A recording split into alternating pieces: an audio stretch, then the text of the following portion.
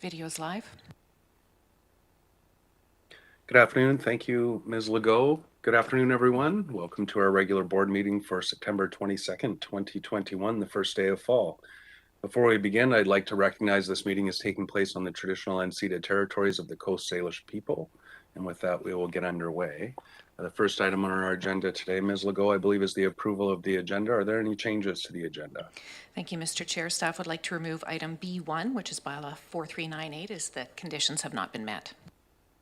Thank you. So with that change to the agenda, if we can have a motion to approve the agenda as amended. Moved by Director Toporowski, seconded by Director Staples. You made it for the procedural stuff, Director Staples. Perfect timing. Call the question. All those in favor? Any opposed? Director Morrison opposed. To the next item, Ms. Legault. Sorry, Mr. Chair. Yes? I'm sorry, I was just looking up B1. Could Ms. Legault, would you mind repeating what you just said about 4398? I'm sorry, I missed that bit. There was a condition to pay some connection fees prior to adoption of the bylaw, and that's not been completed as yet. Okay, thank you. Okay, thank you. So that the motion has been approved for the agenda, and that moves us on to the minutes. Ms. Legault. Thank you, Mr. Chair. Item M1 is adoption of the regular board meeting minutes of September 8th. If there's no errors or omissions, that's moved by Director Morrison, seconded by Director Yanni DiNardo.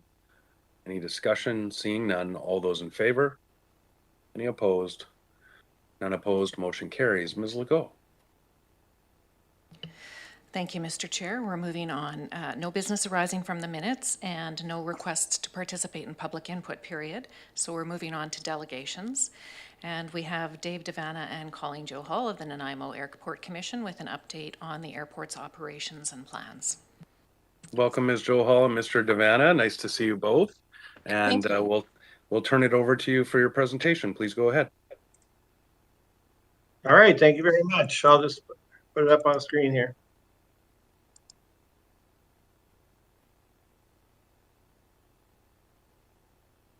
So can you guys see that? Not yet. Oh. There you are. There we go. All right, well, thank you for having me. And my name's Dave Devanna. I'm the president and CEO of the Nanaimo Airport. And I'm also here with Colleen Joel, who is the CBRD representative on our board.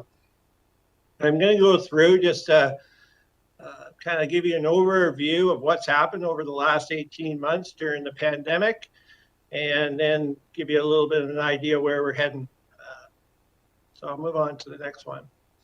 So this is our airport here, and we're showing runway 16 and runway 34 coming from the south, and you'll see that we're surrounded primarily by agricultural lands, but there is a little industrial development on the south side, and then we have the town of Cassidy to the right of the screen. Our catchment area covers about 400,000 people, and we have a primary area which basically is from Mill Bay, and we do attract customers from the Comox area and Tofino, Ucluelet, Port Alberni. Up until 2019, we were the fastest growing airport in British Columbia with 199% growth over a 10-year period. And we were peaking out at 491,000, almost 500,000 customers in 2019, compared to 164 in 2010. And we did an economic impact study, and we estimated that the value of that is about 486 million, and we create direct and indirect jobs about 2,700 on Vancouver Island. And then we ran into the pandemic. It just happened to be almost the exact month that I started working here. And the green line here is showing what happened. We were having two very good months in January and February of 2020. And then the pandemic was called, and we lost 96% of our business. And then as the year went on, we end up averaging down 65% for the year. And this illustration here is just to really show you what it meant when the pandemic was called. Is the red line on the right.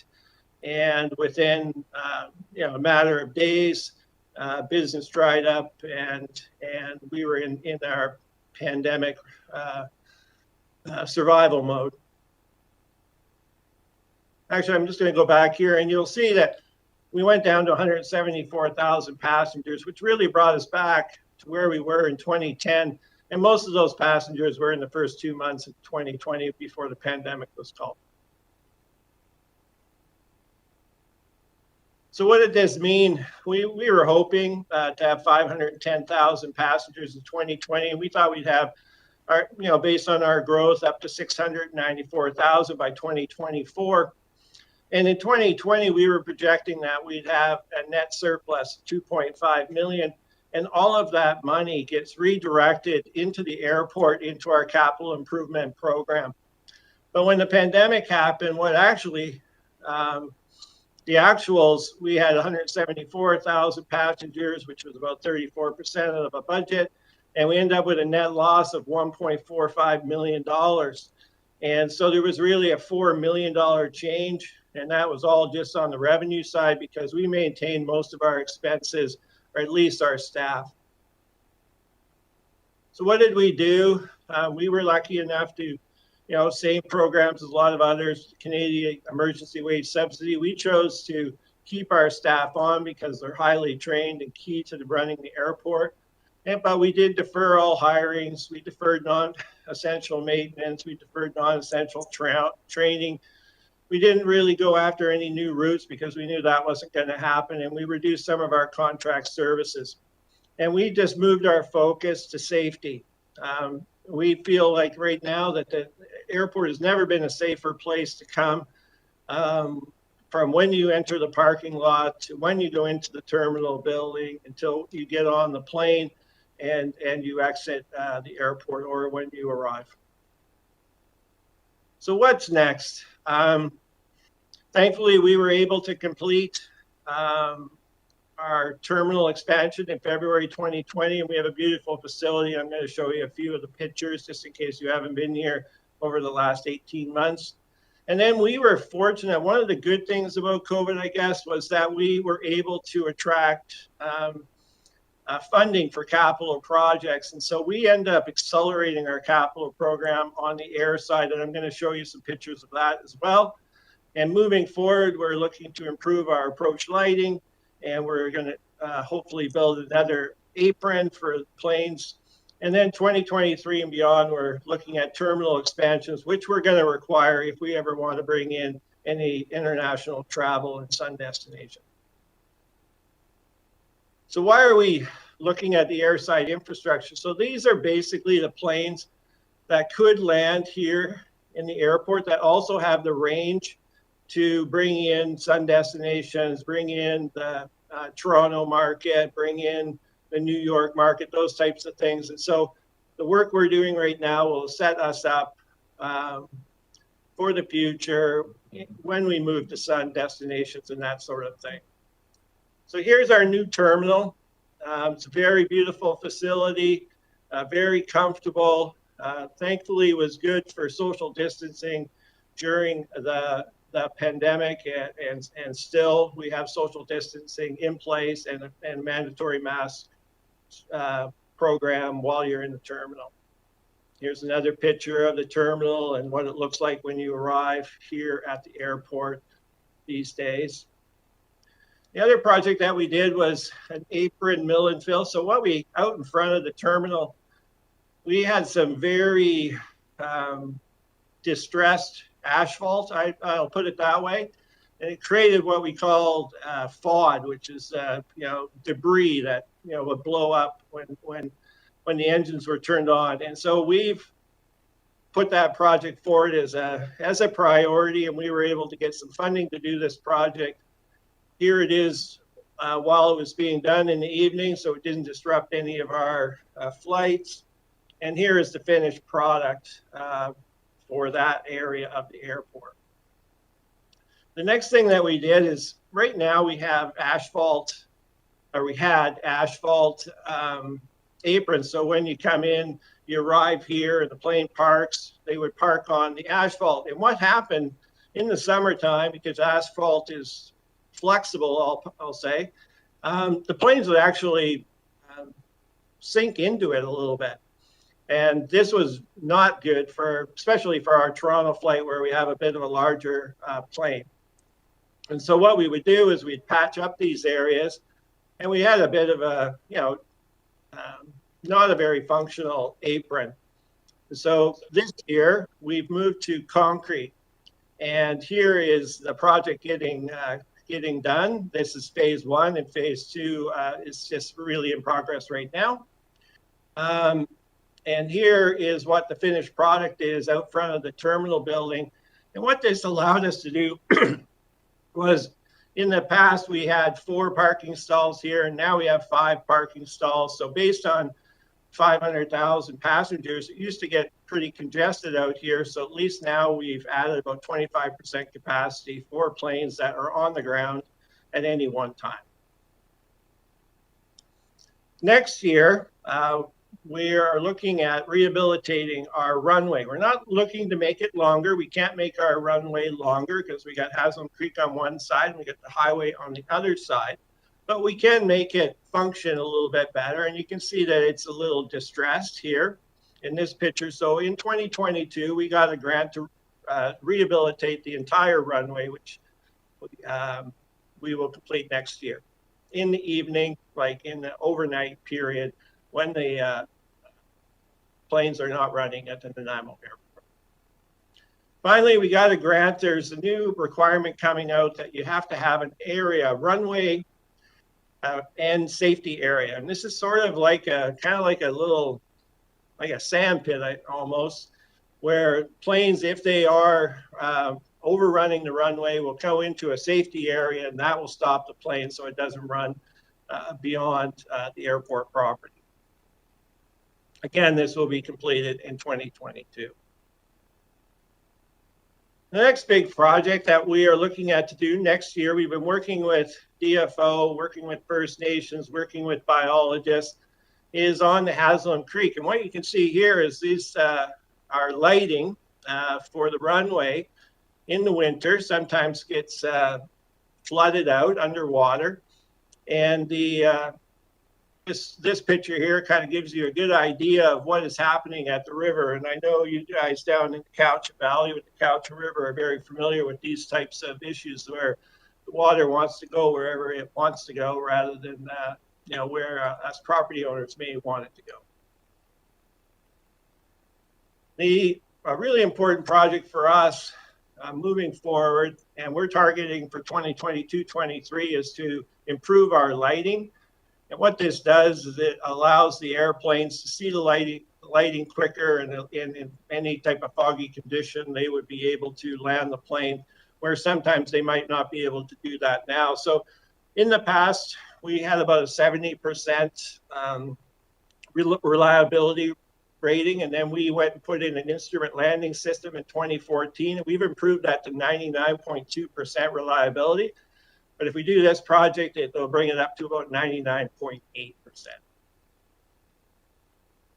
Just a couple of little things here. We expanded our, I'll call it the fire truck area, but we call it the ARF shelter. But we've added an extra bay because we've bought another fire truck. And then finally, we've got a brand new snow blower. Very fancy little rig, but when it does snow around here, we end up having some problems with drifts and that sort of thing. And this is machine here. It's about $600,000. Will make quick work of that, I've been told by my operational staff.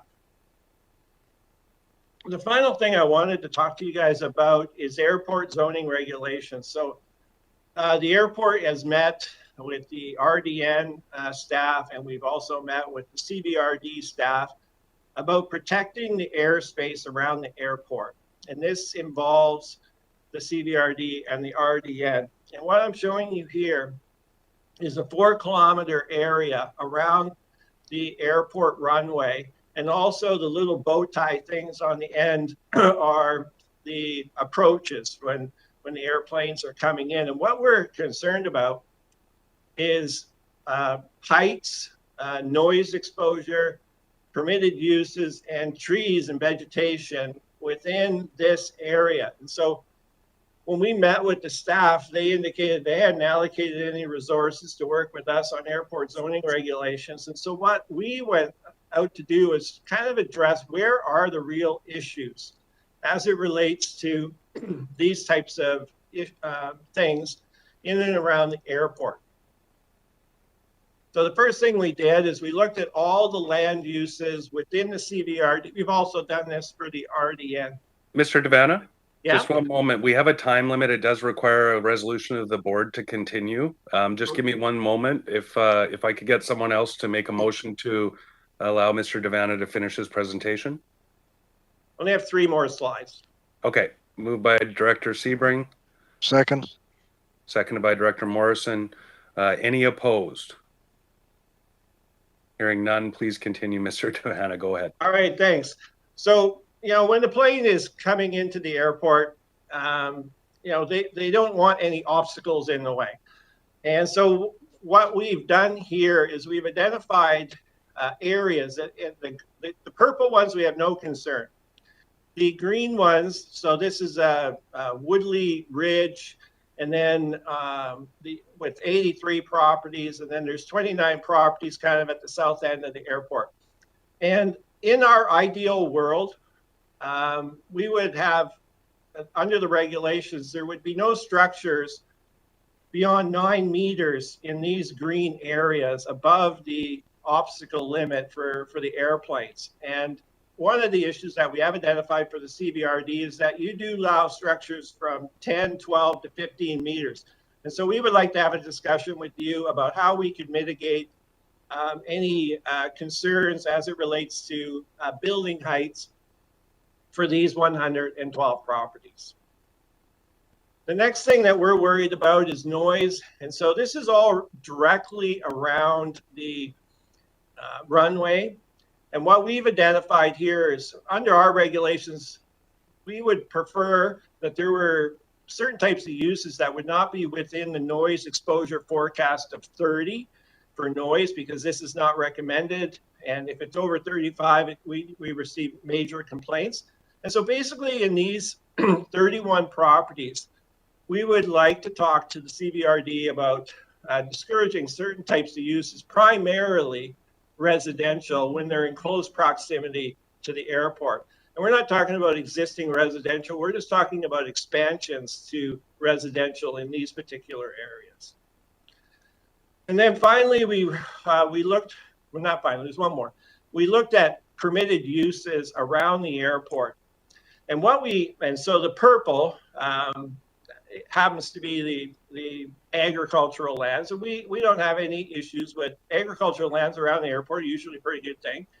But we have identified a couple of properties, and one specifically allows you know, some type of industrial use that we're concerned about. So we would like to talk to the CVRD about what the permitted uses are in and around the airport in this kind of bow tie area in this circle, and to see if we can mitigate any incompatible uses that may be here. But we are finding that there are very few within your existing zoning anyway.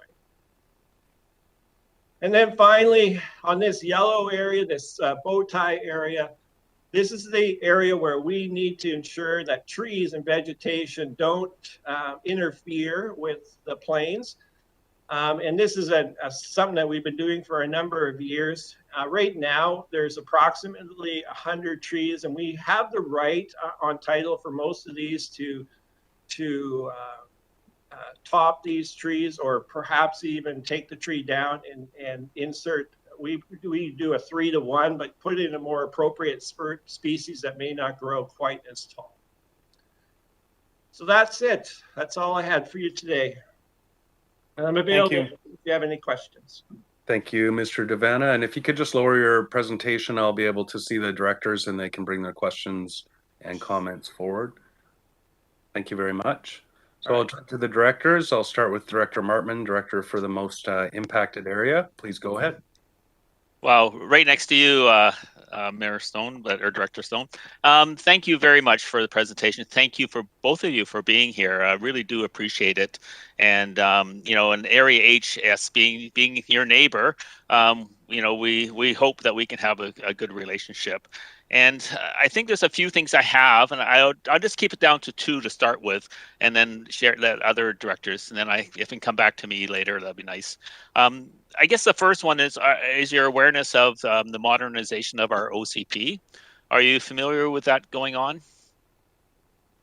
Well, I'd say I'm familiar, but I, you know, it's not like I'm reading it, you know, from page to page. But okay, yeah, it's coming. It's we're in that process now, and I think what I'm looking for, perhaps with you and the CVRD staff, is you know what. We're going to have community circles, and the community is going to be talking about, you know, what the next 25 years will look like for this area, and how that would inform you about what this part of the area is looking at and looking for. And, you know, and I think you're looking for incompatibility, but we're looking for, you know, I think a place that we will enjoy living in, and our kids will enjoy living in too. And so how can we work together?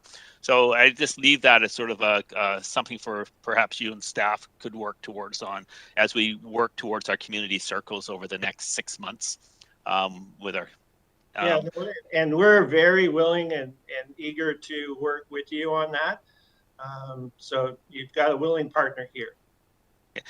The other one is really large concern, and I probably understating it, is the aquifer. And I think you know this already. We've had previous discussion, and trying to understand both, you know, is there a way for some transparency in your development so that the community has an awareness of sort of the process that you go through, and also some of the monitoring that you go, and is there some transparency that could be around that as well? Yeah, so, you know, ever since I got here, the number one thing that I've been talking to our board about is the need for an infrastructure plan. So around water, sewer, stormwater, roads, lighting, the whole thing. And so the board has given the instructions to work on an infrastructure plan. We do have quite a robust monitoring program in place as it relates to the aquifer. Yeah, so yes, I'd be happy to work with you on it, you know, for information sharing, and anything that we develop here, you know, we won't be doing it in secret, that's for sure. So. Okay, great. That's good to hear, and I think this is a sort of a beginning. I'll turn it over to you, Chair, if there's other people that want to have questions. Anyone else wish to make a comment or ask any questions? I'll ask a quick one. Mr. Devano, with the larger aircraft, you know, has been talked about for a few years with the sun destinations and the like, and reflecting on your noise slide there, are you concerned at all about increased concerns with adjacent neighbors with the noise that comes from those larger aircraft taking off and landing? So we're not increasing the size of the aircraft, like the plane. So there's the A220 is a new plane that was used this year. It's a narrow body plane that it was used for the Toronto route. That particular plane is actually quieter than the Q400 planes that we're currently using, which are much smaller planes. So from a noise point of view, we're not extending the runway. We're not looking to have wide body planes here. They will not be able to fly into this airport. You know, so from a noise point of view, I feel as we move forward, we're going to find that the noise is actually decreasing rather than increasing. Now, we do have a noise mitigation roundtable. It'll be meeting again in November, and that's where we discuss these types of things. Thank you for that. And I just, and it would be the same for the 737 MAX aircraft that are referred to in your slide? Yeah, so we've never had that the Maxes fly in here right now. It looks like it's the Airbus 220, which is a very similar aircraft to the Max 8. But what we've been doing around here is doing a noise profile for each aircraft. And so I can compare the Q400 and the Max 8 and the Airbus 220. I'm not an expert on all these things, but we do have that kind of data to to say whether that airplane is going to increase noise or decrease noise. Okay, great. Thanks. I just wanted to get some clarity because there have been questions, and it may be more the frequency. But living close by, I do hear what sounds almost like thunder on the tarmac out there sometimes, and I think it's just those planes maybe taxiing themselves and positioning themselves for takeoff or landing. Just a question because it's been asked of us in increasing frequency over the last several years. Yeah. Well, one of the things, it's a lot of people think every time we do any work on the runway that we're trying to increase the size of the plane. So there's a lot of misinformation out there. That's not our intent. The runway length is going to limit the types of planes that come in here. Okay, thank you for that. I saw Director Marsh, who hasn't spoken yet, but Director Martman, I have you on my list after Director Morrison. Go ahead, Director Marsh, and then Director Morrison. Thank you, Mr. Chair. Through you to the delegation, Mr. Devana, or I forget the name of the other person. Sorry, your name's not showing. Whoever of you would know the answer to this question.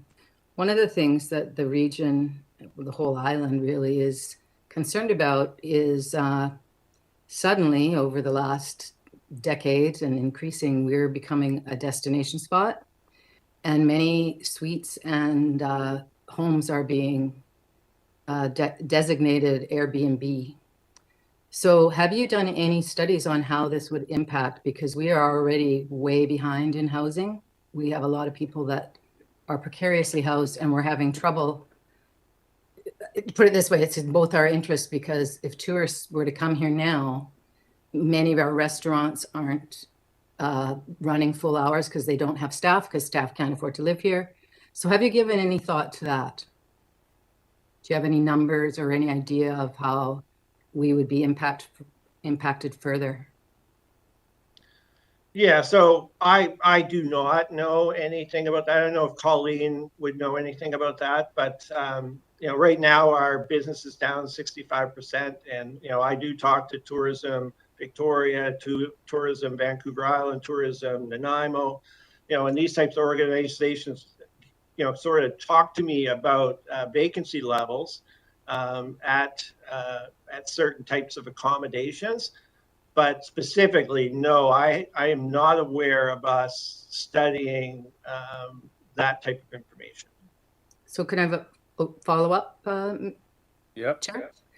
So have you talked to Tourism Cowichan? Because that's what this board is directed to try and protect, is the Cowichan Valley. Not about that. I have not. So that would be something I would be asking the board to ask from the airport authority. Because, it's wonderful, the idea of supporting tourism, but if we can't have staff to help them, and if we can't house our own people, then that's a bit of a challenge. I'd be happy to talk to Tourism Cowichan about that. And perhaps the CVRD staff. Thank you. Thank you. Next, I have Director Morrison and then Director Martman. If I've missed anyone, please raise your hand. Director Morrison. Hi there, welcome. My question is more along the lines of the sort of not specifically aviation related, but the development of aviation, perhaps dependent industry and business, either on the lands or, of course, off the lands, or ours or the RDN. But one of the things that's becoming important to local farmers and producers is their ability to get product off island and to other destinations. So are you doing much in the way of development of lands and providing facilities for those industries that are are trying to ship off island. I know that you've got some, transportation and logistics companies working around there, but is there any ideas of that other kind of business, commercial business that naturally feeds into an airport that, will produce jobs and help with the economy on your site? Okay, so I sit on the Free Trade Zone Vancouver Island Committee. And so we talk frequently about our distribution network for whether it's by truck, by air, by water, to move products or rail even. And so that's one venue where we do that. From the airport's point of view, we have about 70 acres of undeveloped land. Some of it is in our land use plan, highway commercial lands. And then the about 40 acres of it is what we would call airside commercial lands. And our hope is to get, that is cargo distribution, fulfillment, that type of thing. And so we've sort of set that area aside specifically for that type of business. And we would hope to integrate that with the trucking operations and also with the Port Authority in Nanaimo. I'll pass. Thank you very much. Okay, thank you. Okay, I have Director Sebring next and Yanni DiNardo, and don't worry, Director Martman, as soon as I go through first-time speakers, I'll come back to you. Director Sebring. Thank you, Mr. Chair, and good afternoon, Mr. Devana. Last time I saw you was in Quebec City. Welcome back to the Isle. To me, kind of the elephant in the room every time I drive by your facility is that big RV lot that sits right on the highway there.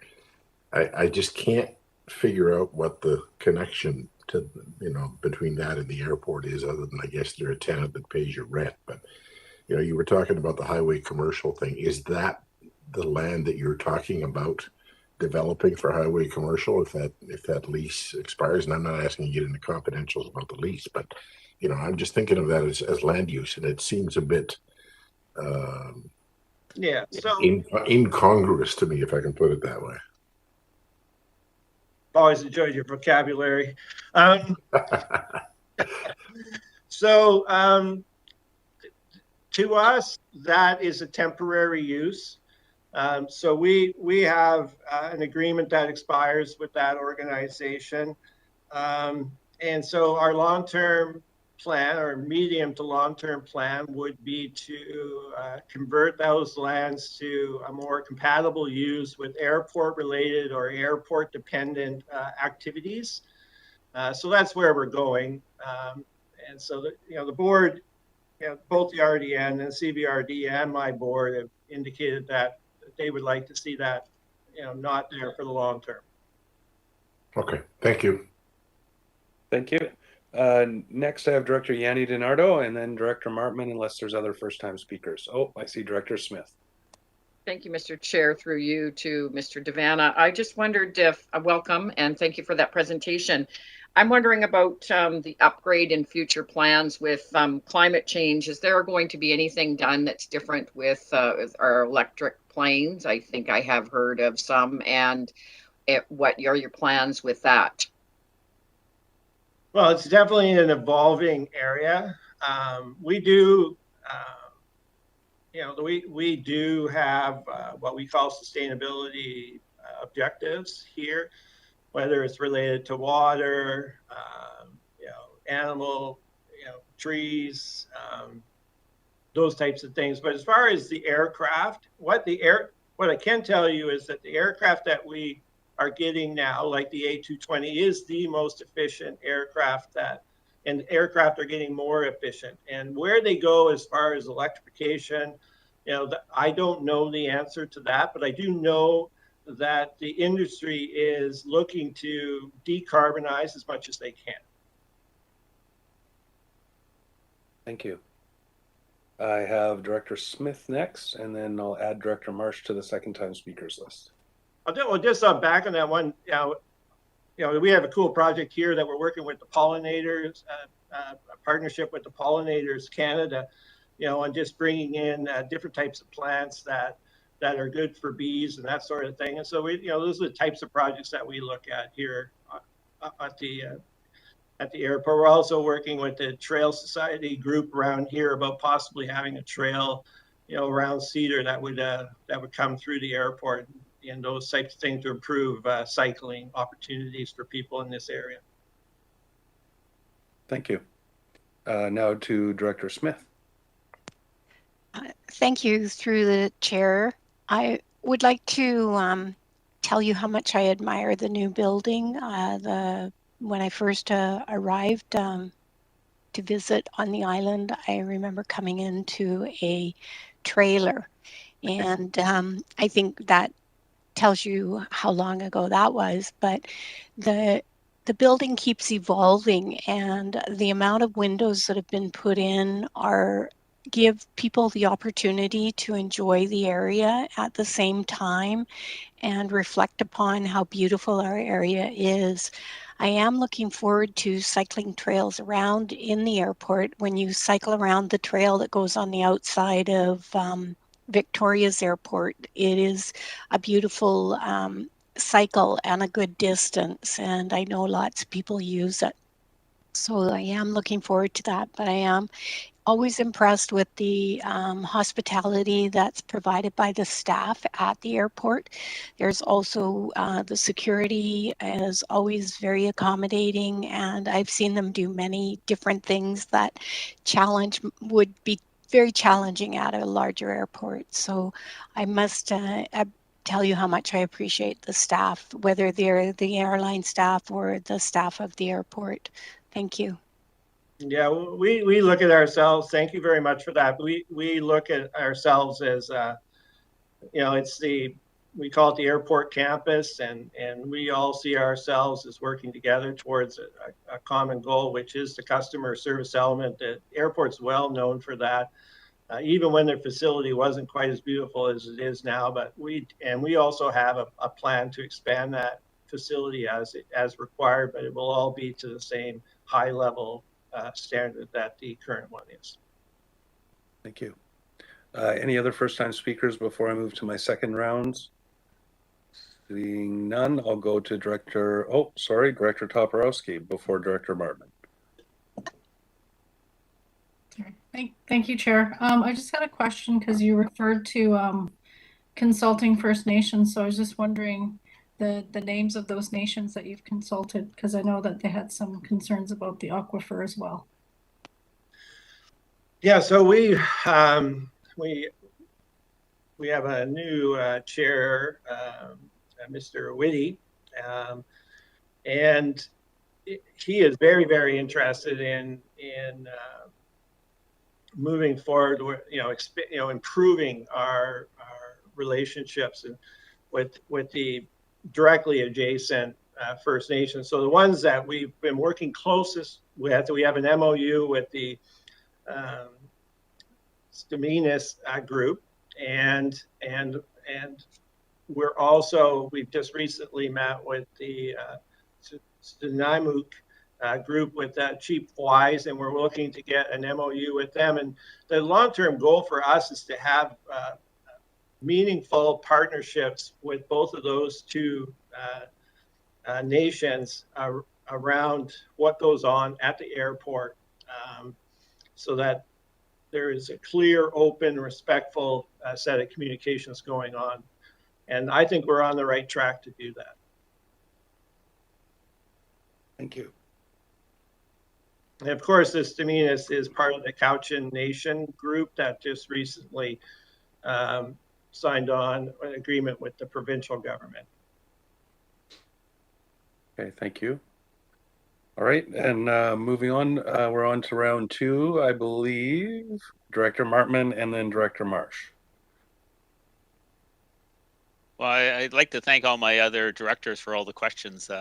And I'd just like to go back to maybe the beginning, Mr. Devana, about coming here and presenting to us. I really would encourage that on a regular basis. If it's, I don't know, I'm sure to plan to do it yearly, but I also would encourage, or how would we maybe help set up maybe a public information session with our community here in area with the Diamond North Oyster, and maybe the Semanis as well, because we're the closest to you. Would love to have something set up for that. And since you're specifically looking at, with our CVRD staff, at some of the land use and change, what could happen in this area, would be really interested in what you're willing to contribute to the community. And like the idea of the cycling trail, but other things maybe come up to what the community might be looking for, because certainly being a good neighbor would go a long way. Yeah, well, as you know, it's been a bit of a different time, let's put it that way, over the last 18 months. Normally, we would meet with you at minimum, meet with the board once a year. That's like absolute minimum. But it has been difficult. We haven't had any in-person meetings. Like I've got on my to-do list to meet with the town of Ladysmith and even bring them here for a site visit. Was requested by their representative, and I'm happy. My board just recently gave us direction to engage both the RDN and the CVRD around this airport zoning regulation. So I know that's going to, because we've just finished our data analysis. And so I know that's going to increase the amount of engagement that we have between your organization and our organization. And as far as if you want to have some type of workshop or community meeting, I'd be happy to facilitate that with you directly, Ben. Thank you. Thank you. Is that it for now, Ms. Director Marvin? Yes, it is. Thanks, Chair. Okay, great. Thank you. Director Marsh. I think what I was going to say is a mute point as I look at the mute button, because actually you're not really coming to ask for permission for anything. You're coming to inform, because it's the federal government that gives you permission to do what you'd like to do. Is that correct, Mr. Devana? I am here to, today to inform about what's going on at the airport. Yeah. But at the same time, we're open to, we see that we need to work together with both the RDN and the CVRD around how the airport fits into the greater community. But we're not asking for any actions or directions or anything like that. Well, I'll just share my thought in case your board wants to consider it. I understand Harbor Air is, they have an electric plane and they're in the kind of development phase to see how, I can't think of the word right now, but how applicable it will be and if they'll be able to transfer all of their planes. And so if the Nanaimo Airport is looking to bring in more planes from a further distance, it would be interesting to me to know how much more, like I don't know anything about airplanes except they do emit a lot of GHG emissions. And so, would it be better if they just stopped at Vancouver and Harbor Air brought them over, the additional ones? But I don't really think we have anything to say about that. But that's what I realized the last time we talked about the airport, but it would be nice to know that, we're not increasing our emissions when we're trying really hard to decrease them. So any comments you have, or maybe you could just talk to your board. Well, all I can say is that, we just recently even just talked about our sustainability initiatives. And so, what we are, as it relates to the airlines, the airlines rent space to use the airport, and so then they have their routes, and then they come to the airport, whether they come direct from Toronto, Edmonton, Calgary, Vancouver. Those are the ones that we have right now.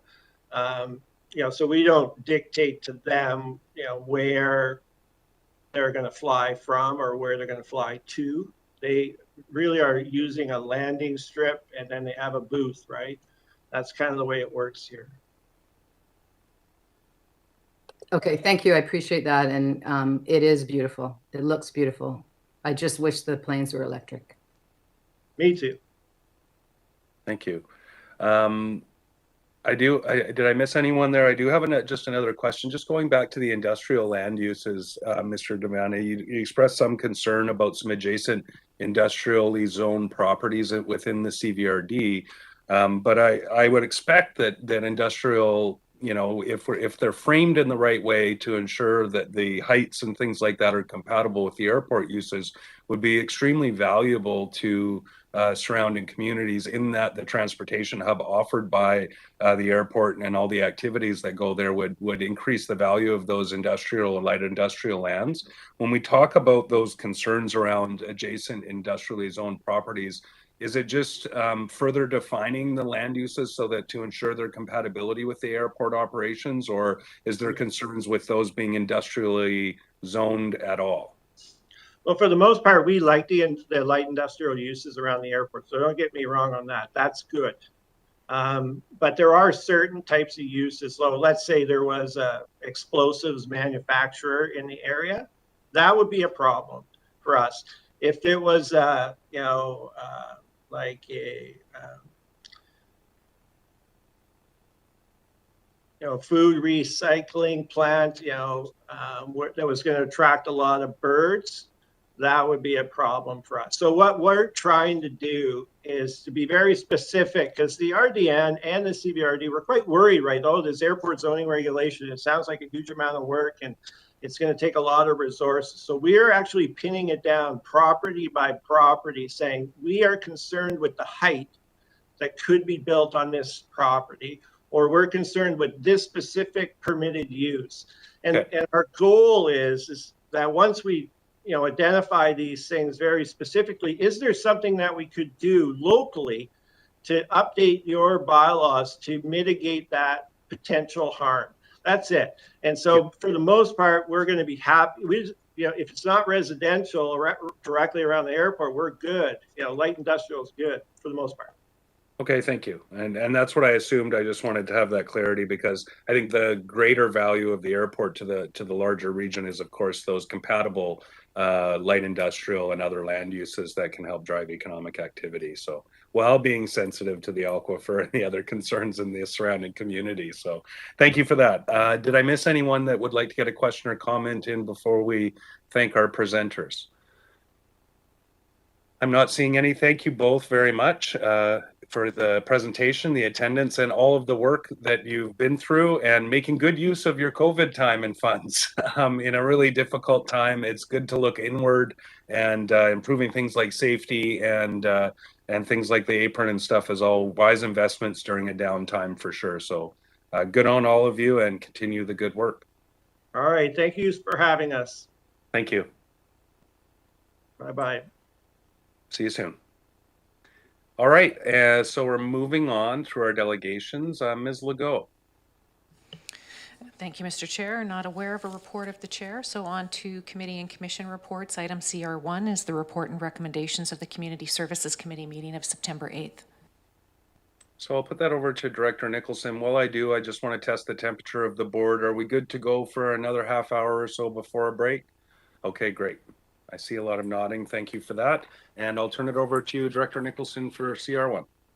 Thank you. I'll be quick. The report and recommendations of the Community Services Committee meeting of September 8th are that, first of all, that the 3-year transit expansion plan for 2022-23 to 2024-25, including the 2021-22 amendment outlined in BC Transit letter of September 2nd, be approved. 2, that transit service expansion hours and estimated costs for 2021-22 as amended and 22-23 through 24-25 be incorporated into the 2022 budget and 5-year financial plan for transit budget functions 106 and 107. And then the next one is that the transit fares for the Regional District of Nanaimo, Cowichan Valley Interregional Transit Service, described in the staff report to September 8th, 2021 Community Services Committee meeting be approved. I move those.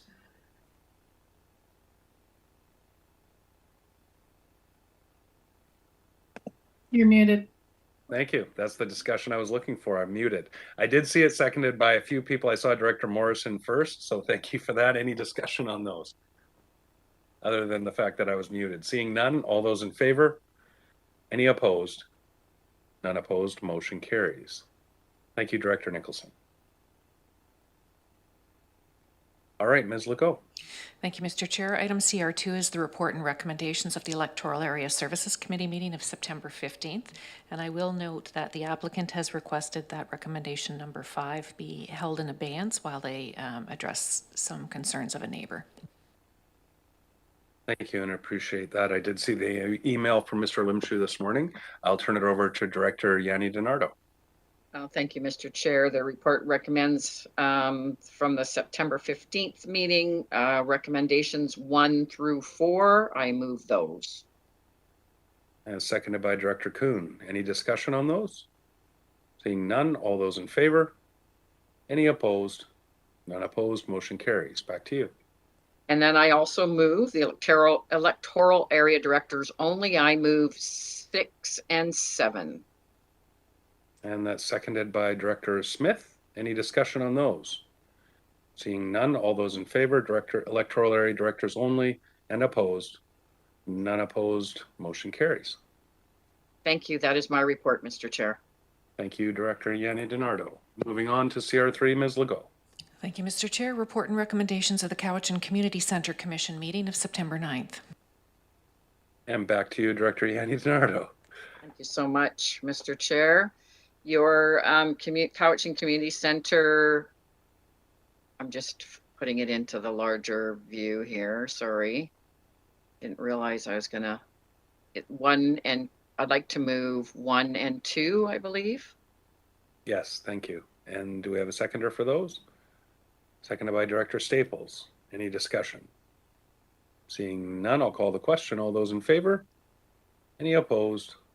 None opposed, motion carries. Yeah, that is my report, Mr. Chair. Thank you very much. Ms. Legault.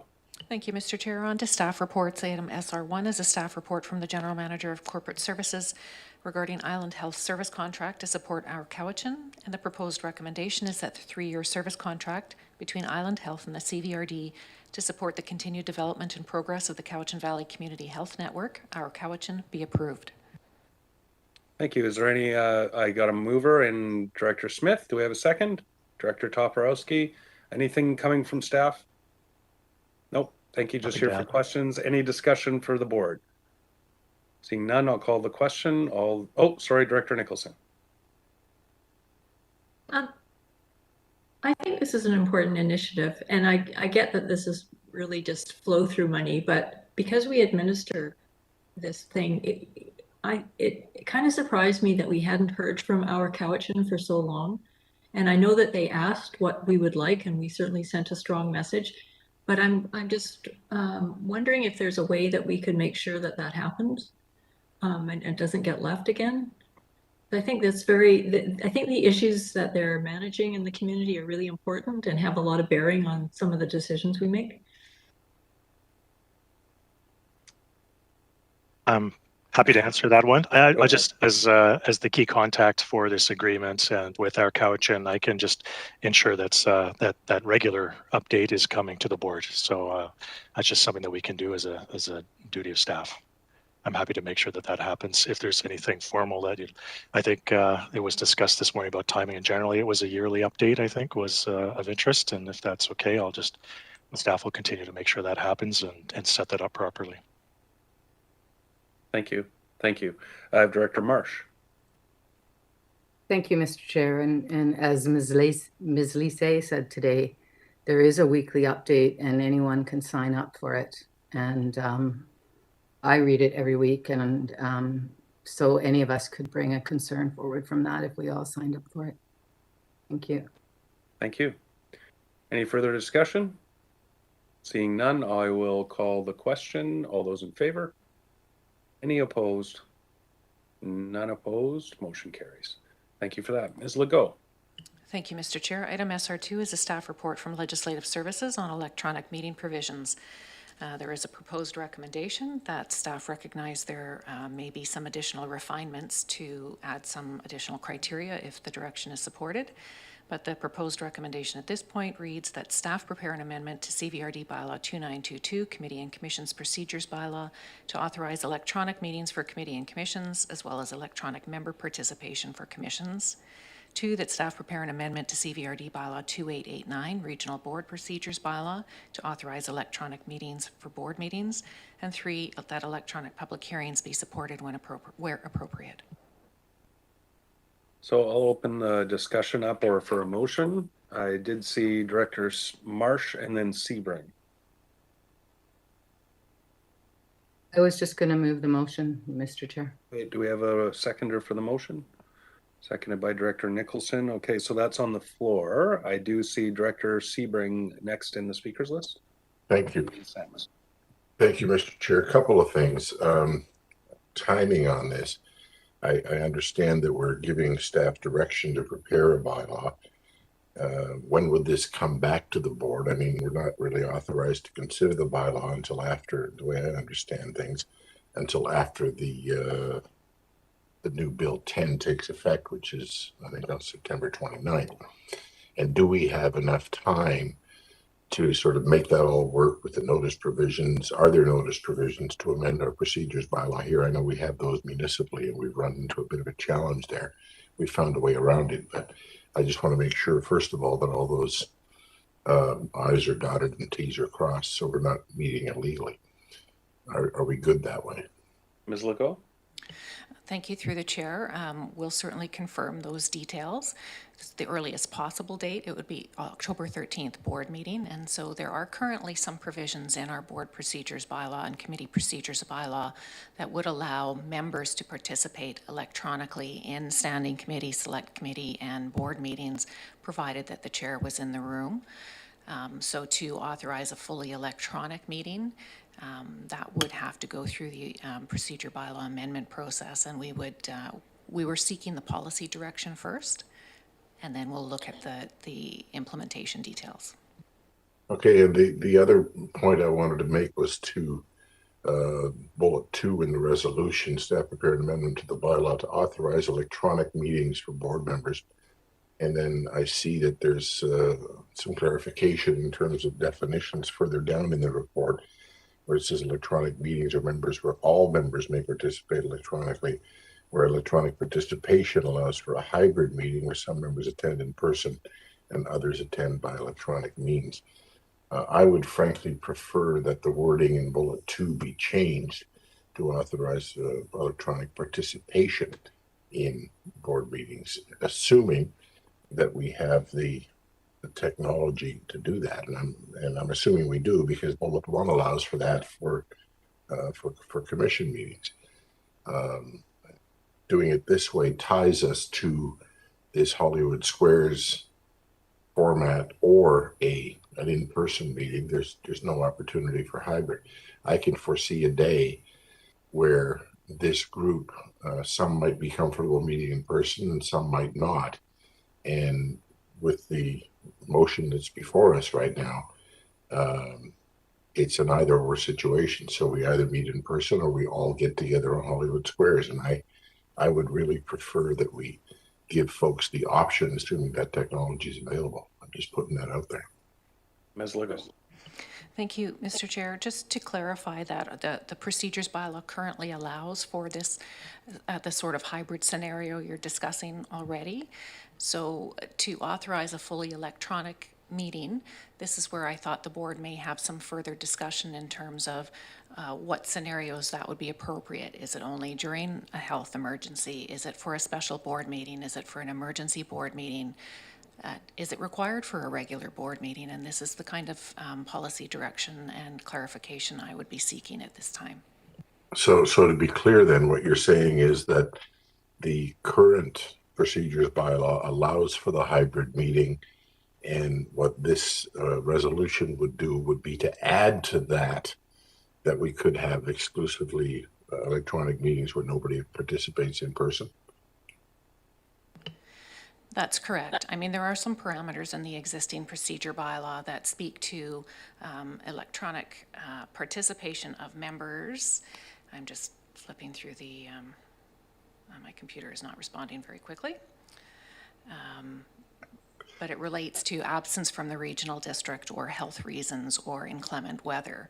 And so if those reasons are broad enough to allow, be interpreted to allow electronic participation during this time, these very unusual times, I would suggest it is. Okay. I just wanted to bring those things forward. I'd like to hear what the rest of the board has to say. Thank you. Thank you. I have Director Salmon and then Director Morrison, and if I've missed you, please feel free to raise your hand. Director Salmon. Thank you. I just wanted to bring up the 10-minute wait before a question period that I don't think is really necessary anymore. Is this where we would consider dropping that? Ms. Legault? The 10-minute recess for question period was requested by board resolution, so it's kind of a policy. It's not something that we would put in the procedures bylaw. And the province has made it clear that electronic meetings are not a substitute for all public meetings, and we will have to provide a location for the public to see and hear the proceedings, regardless of whether the board members are participating electronically or not. So that would be a follow-up policy decision as to whether we would continue to allow public input period or question period submissions electronically or simply in person. And then that might play into the decision as to whether a recess was required or not. Oh, okay, that's a follow-up, sorry. Yeah. That was just a bit of a bigger issue. I just was specifically about the waiting period was my concern, so. But if I guess we do it all at the same time if it's a later policy discussion. Yeah, and I think that, as Ms. Legault said, that motion could be made by the board at any time to rescind that 10-minute waiting period, because it is just by resolution. So if the board's pleasure was to bring that forward today, or maybe more appropriately with that follow-on policy discussion, we could do it there. Thank you. Thank you. You good for now, Director Salmon? Yeah. Okay, Director Morrison, and then I see Director Acton, and if I missed you, Director Staples after that. Go ahead, Director Morrison. Thank you, Mr. Chair. So I have this sense that there's a lot of moving parts in that we've got our procedures bylaw, we've got this for consideration. It's all in the midst of a COVID crisis, and the intent of what we're doing here seems to have, I think, greater implications than I'd initially understood when I read this. And also, I'm kind of a bit of a visual learner, and text on a page is a little more difficult to grasp all of the details. A little flow chart would have been nice, but I'm just looking at some of the issues around, and I don't know whether it actually applies, but when we go to the analysis or participating in meetings electronically, there's some bits in here, and I don't know that they actually apply. Maybe Ms. Legault can explain. Is the board member wishing to participate electronically must advise a corporate officer, and I would even suggest chair, 24 hours in advance of the meeting. But that sort of takes away that ability if there's a snow event and 3 directors can't make it to a meeting, and we haven't given 24 hours notice to the chair. Are we not able to participate, or is this giving us the ability to actually participate? I'm a little unclear on that one item. Ms. Legault? Thank you. So this is wording that was put in the bylaw at the very beginning of COVID in March 2020, and we used what our experience was at the time, and I think we've come to learn this electronic technology pretty well in that time, and I don't think that 24-hour advance notice is necessarily required. We have the technology now available to us, and it would be something that we could change to a more appropriate time, given if we want to reflect inclement weather situation. Having said that, staff do still need some time to respond, to prepare a meeting, whether it's 2 hours, 4 hours, but they do need some time. Thank you. Director Morrison, are you good for now? Thank you. Director Acton and Director Staples, and I saw Director Marsh for round 2. Thank you, Mr. Chair. I'm confused with commissions being part of this. So because they have a bit of a different bylaw where there's no public coming to our commission meetings at the moment, and there's no interaction with the public. I guess, should it be dealt with separately? And I know this is just the procedure bylaw, but I'm really concerned about not providing a good environment for our commissions already, that I feel like they should already be meeting in person. That is why they volunteer. And the health order allows for it at this time. So I'm getting, I'd like to comment on both those issues, please. Ms. Legault? Thank you. I think staff were just looking for some added flexibility. There are some circumstances where the APCs really do need to meet in person, and there are some areas that have very difficult connectivity issues, and those groups really want to meet in person. But this also provides flexibility to a hybrid meeting environment won't work in many cases for the commissions because the physical location may not allow the technology to do so. But it does provide additional flexibility if the capability for an electronic meeting exists in certain circumstances. Follow up? Yeah, so just a little different. So if there was, let's say, a public or a commission meeting happening at the community center, and one of the members wanted to just call in, could they just be electronically present with a phone that's on speakerphone? Ms. Legault? Those options are available, and we could look at the logistics, but they may have to be dealt with in a case-by-case basis, depending on the technology or the ability to respond to some of those requests.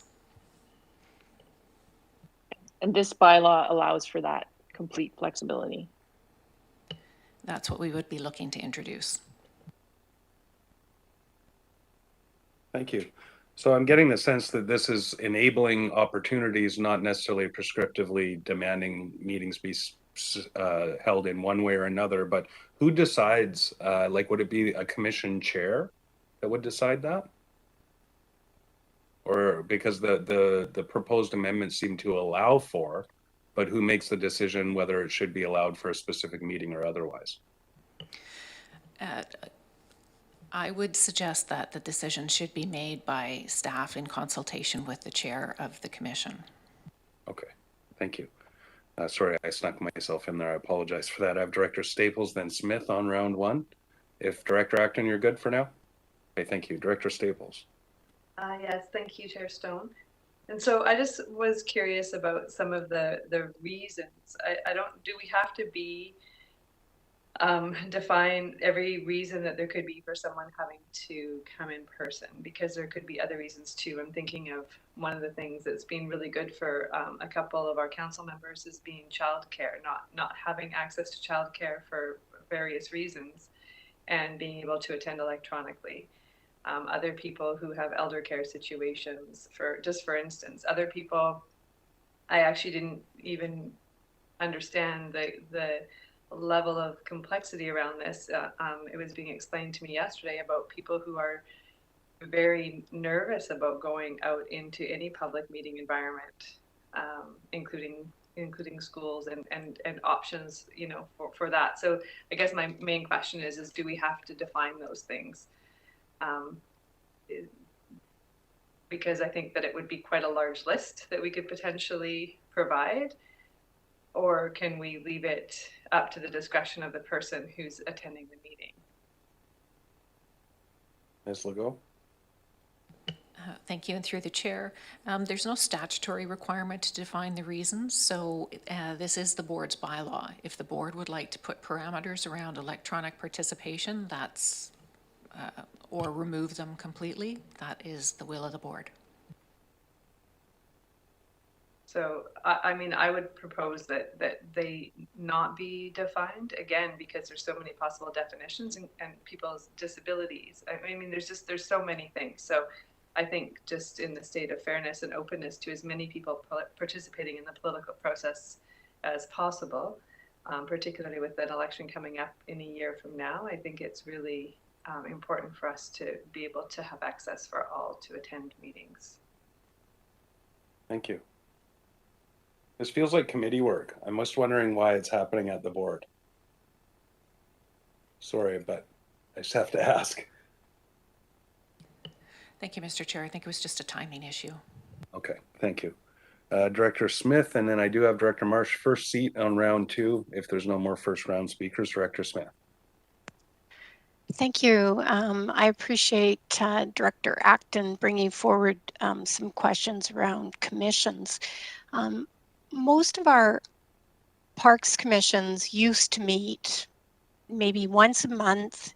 They went over different things within the parks areas, and they brought forward minutes and recommendations to the electoral areas committee meeting. And they have not been able to meet other than only when something's been referred to them. And where will we fit back into that position again for the parks commissions for electoral areas, so that we can meet in person and electronically without staff saying whether they can meet or not? It would be appreciated if they could get back to doing their job and working for the community and with the community. Thank you. Through to staff. I see Ms. Legault, but I also see Ms. Charolf there. So whoever wants to take it first. Thank you, Mr. Chair. I'll make an attempt at this through you to Director Smith. So under the Parks Commission bylaw, the referrals come either from staff or from the board. So the commission should not be meeting unless they're receiving a referral from the board or from staff. And that's perhaps why you're experiencing commissions not having regular meetings.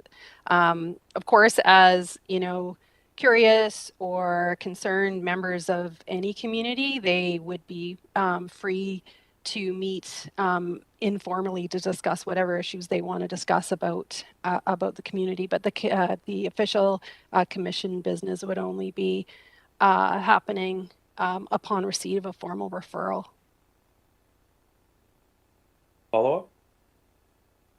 Follow-up for Ms. Chernoff. We as a committee have asked to have the Parks Commission bylaw reviewed, and we're still waiting. Do you have any update on that? I mean, this may not be the right time to ask, but this would help bring our Parks Commissions along at this time. Thank you. Mr. Chair, I'm not aware that there was specific direction to review the Parks Commission bylaw, but I will review with our corporate officer whether or not that resolution does exist, and if it does in fact exist, we'll be happy to come back with a report.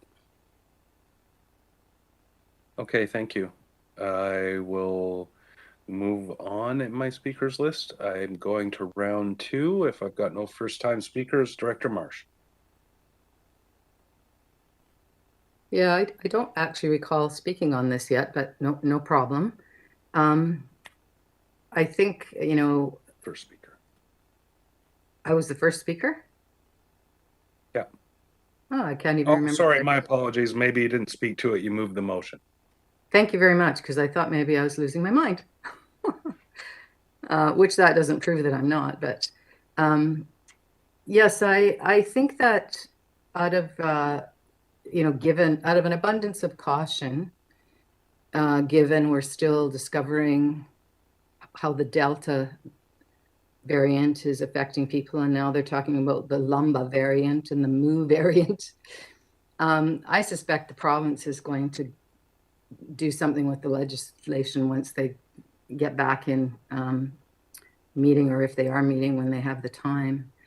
There's many potentially staff people, board members, commission members, and public members who have autoimmune diseases, and until the science is sort of finished on how they might be impacted, whether they're fully vaccinated or not, I think the only responsible thing to do is to continue offering this. But if there are people that do want to go in person, I think the hybrid model could work. I'm not quite sure how to visualize that, but I mean, I think too, also in the fairness of people who do want to go, but I'd be just wanting to know, and maybe this would be an answer that Mr. Carruthers could give rather than Ms. Legault.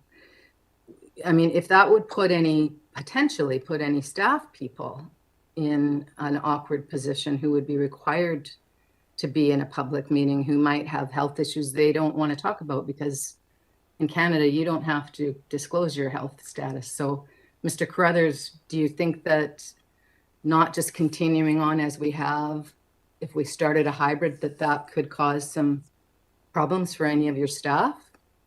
Because I would hate to do that. Through the chair, contemplation would be that staff would also have the opportunity to attend virtually. So Very if we good. have staff in those situations, they would also have the ability to attend virtually. Yeah, so I support the motion as it is. I think it's great, and I'm glad you were thinking ahead due to the expiration of the provincial authority on the 28th, and thank you very much. Thank you. Do I have any other speakers? I understand we've had some conversation. Oh, there's Director Wilson and then Director Morrison. Director Wilson. Yeah, thank you, Mr. Chair. I think I'm not quite sure why this conversation has gone on quite as long as it has, so maybe I'm missing something here, but we've had all the experience of meeting in person. We've had the experience over the last 18 months of meeting like this. This to me is a fairly simple question. Can we do it one, the other, or a hybrid? Basically, we have experience of both. Let's do the hybrid. It's not that difficult as far as I can see. And I'm just wondering why the conversation has gone on for quite so long. An eternal question. Yeah, I can't answer it, but I think we can all answer it in our own minds for ourselves. Is there any further discussion? I believe it's been moved and seconded, Ms. Legault.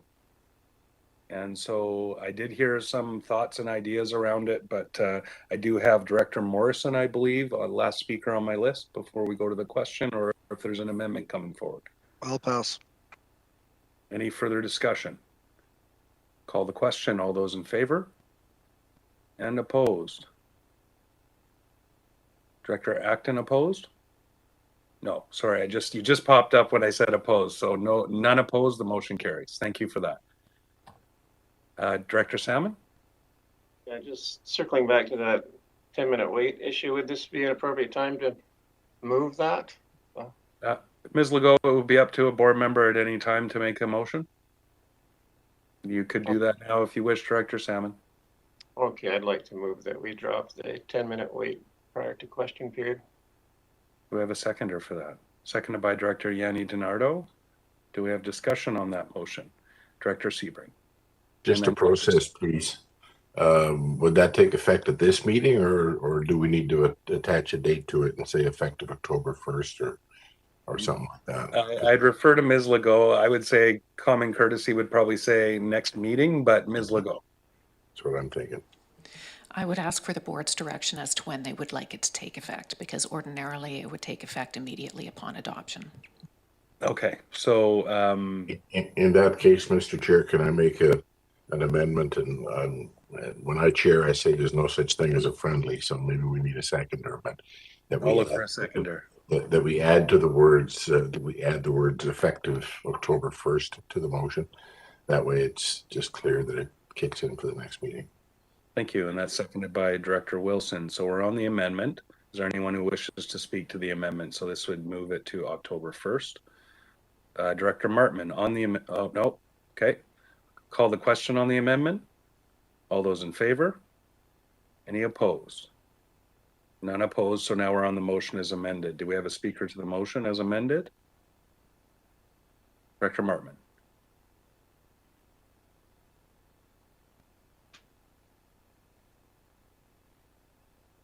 Lost my mouse. So it seems what changed with the 10-minute waiting period on October 1st? I'm followed the electronic, and we're likely to still be going with electronic. And the idea of the 10-minute was to give the public a time to be able to have input. So can somebody please explain what just changed? Well, I'll do my best. Just, I guess, in the observances that I've had is that as we've gotten more comfortable with the electronic, those are sort of queued up for asking questions electronically in the question period and in public input.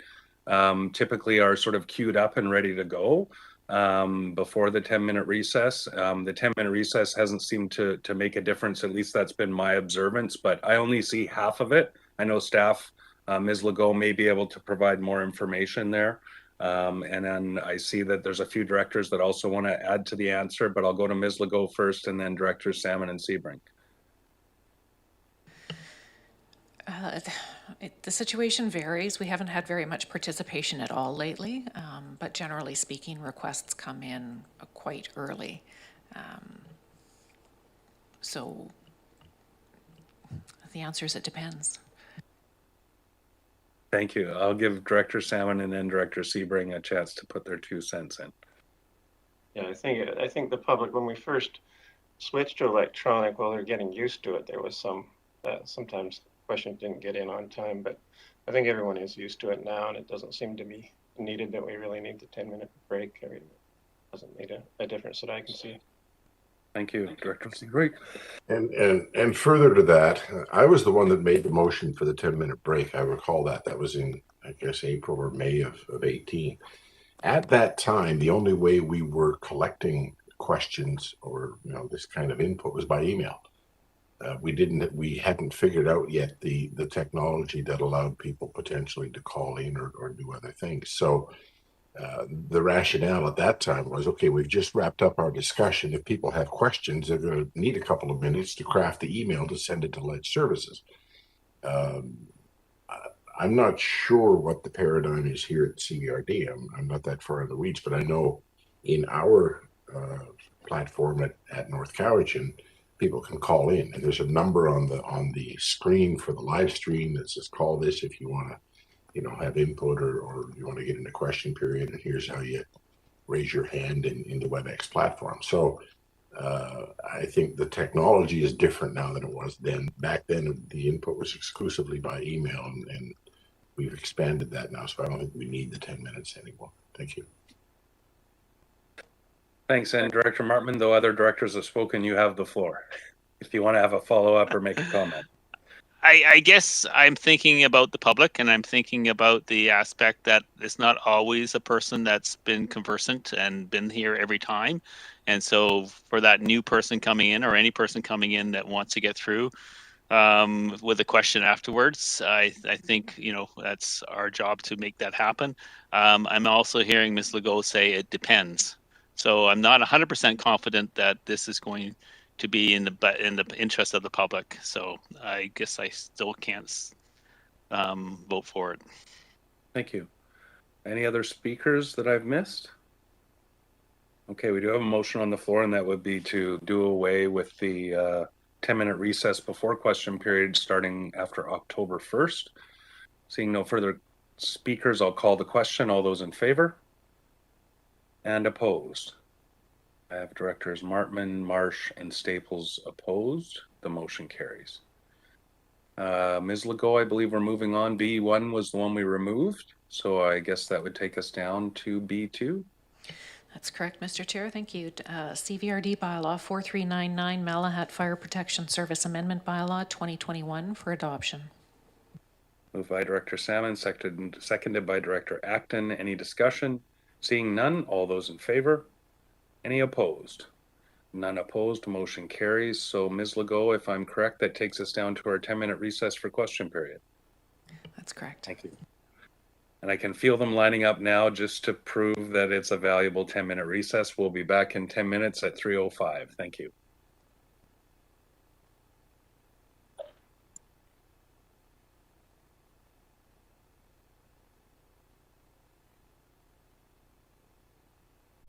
Thank you.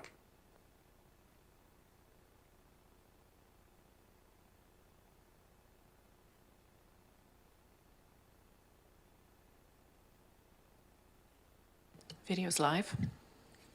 Thank you, and we're back. So we're in question period. Ms. Legault, do we have any questions from the public today? We do not. Thank you. So with that, I believe we will be returning into closed session. If I can have a motion to go in closed session, and once we've closed the meeting, if we could just wait for a moment, because I just have a couple of questions on timing for Ms. Legault. So I think I saw that moved by Director Martman and seconded by Director Marsh. All those in favor? Any opposed?